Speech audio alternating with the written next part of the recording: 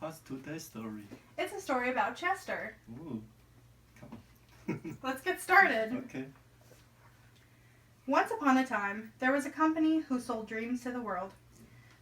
Chester, a leader in its market, a company that was created 8 years ago, was able to show its competitors that hard work and perseverance pays off. It was composed of hundreds of employees, as well as 3 different products that represented its core business: cake, coffee, and grape. Its objective was to survive in a very harsh and competitive market. Besides Chester, the market was composed of 5 direct competitors: Digby, Airy, Ferris, Baldwin, and Andrews.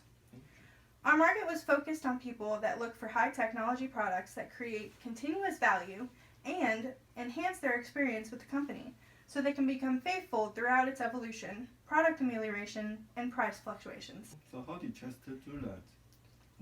Well, after different deliberations about what strategy the company should adopt in order to be successful and in different areas of expertise, Chester decided to compete in both high and low-tech markets so that it will be able to attract more clients and conquer an important part of the market.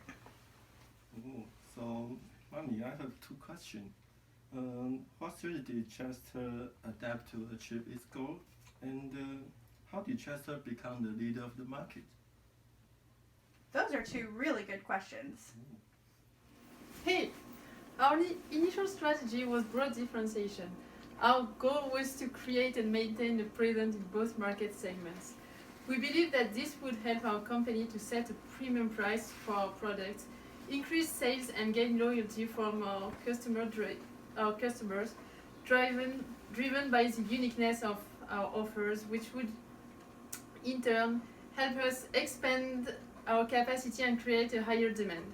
We also believe that our differentiation of products would act as an obstacle to our competitors, and in that our products could be easily copied. By releasing as many as 3 products throughout the rounds and maintaining standards within each of the markets, Chester was able to achieve our strategy of differentiation. We struggled with our price and budgets in many of the beginning rounds and finally began to turn things around when we reached out to Capsim for advice in our 5th round. After doing so, we included forecasts and formulas in our strategical choices and began to gain advantages in several areas near to the end of our 8th rounds. We also began investing heavily in TQM, also increasing our advantage overall. Our original mission statement of premium products for the industry. Our brands withstand the test of time for our customers, stockholders, management, and employees was our driving force throughout the rounds. So what actually happened from round 1 to round 5? This is what we can discover using the magic. So even with creating products and maintaining presence in both markets, Chester struggled with decision making and structural deficiencies. Increase in capacity was unsuccessful and sold lowest units of all competitors. Stock out and even was the lowest market share in low tech. But unfortunately also in high tech. So the financial outcome was very bad.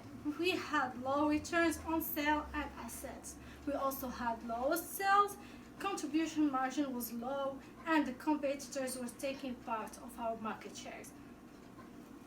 So basically our sales were drawing. What we had is, like you can see from this chart, is that our sales started just changing after the 5th round. But from the round 1 to the round 5, it was very low in comparison with our competitors.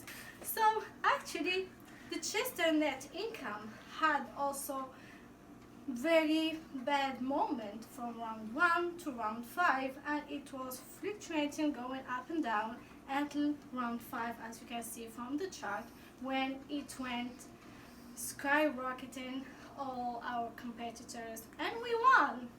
This is with this magic. The profit is the key. You can see that Chester won, So, what was the key success of Chester from round 5 to round 8? So, let's discover together.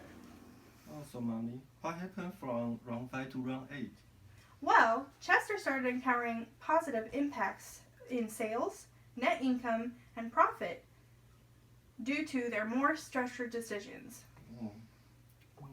I really don't understand that. Well, to understand the more strategic results, we'll have to explain Chester's evolution through the rounds. To have a broader understanding of the situation of Chester's situation, I'm going to talk about the market share evolution.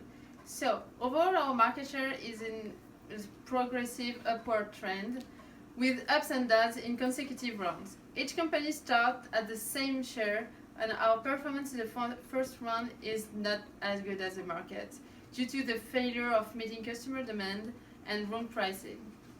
But after analyzing competitor information and the following up adjustment in our performance and size, both in high-tech and low-tech, as well as the modified price leader tactic and increased promo budget, it peaked at the last round, which is almost 175% of what it was at the first round, and approximately 1/4 of the total market share.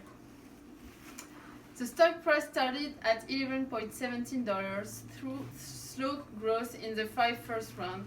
It went to 33.09, which remained low compared to other companies.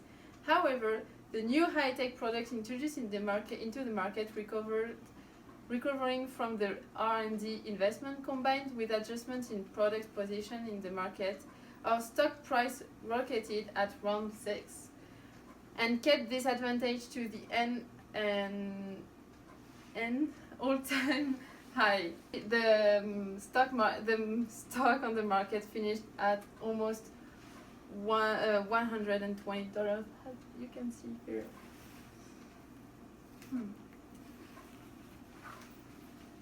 And our customer awareness evolution in low tech is growing at a slow pace.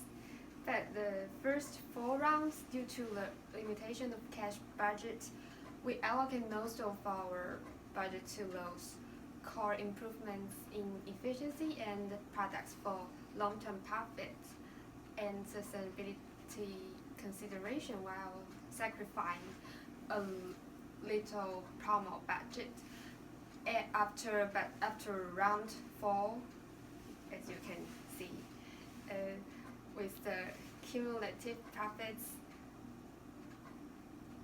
19,409,055 generated from the previous rounds.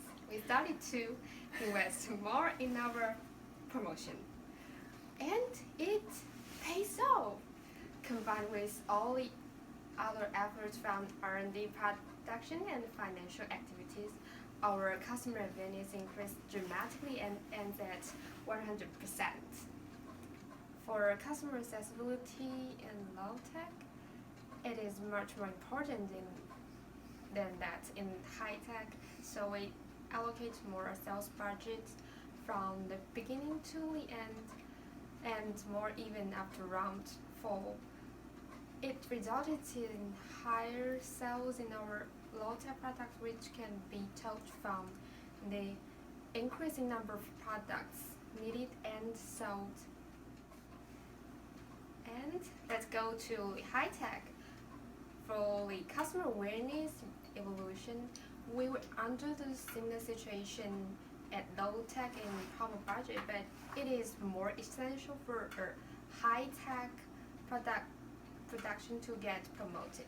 So we put more heavily investment in promotion in high-tech market, and it is more difficult to reach a high level awareness for high-tech products. We had a steady growth in this, except a jumped from round 4 to round 5, which indicates our increased allocation budget at the end of after round 4. But fully accessibility in high tech. We did not put much budget on high tech at the first round, but we steady raised the passion, and in the upgoing curve indicates our continuous investment in improving customer awareness. Also, and the increment in accessibility also increase our sales and customer service goals. It's exciting. So, in conclusion, Chester struggled in rounds 1 through 4.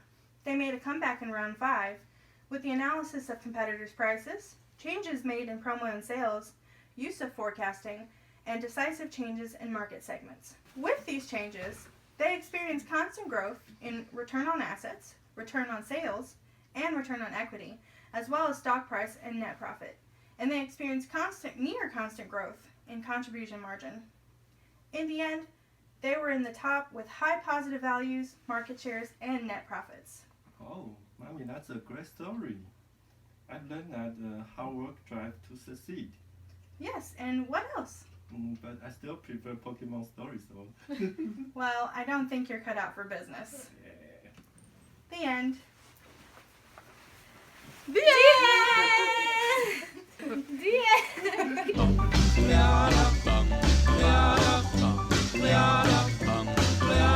Got a doll baby, I love her so. Nothing else like her anywhere you go. A man she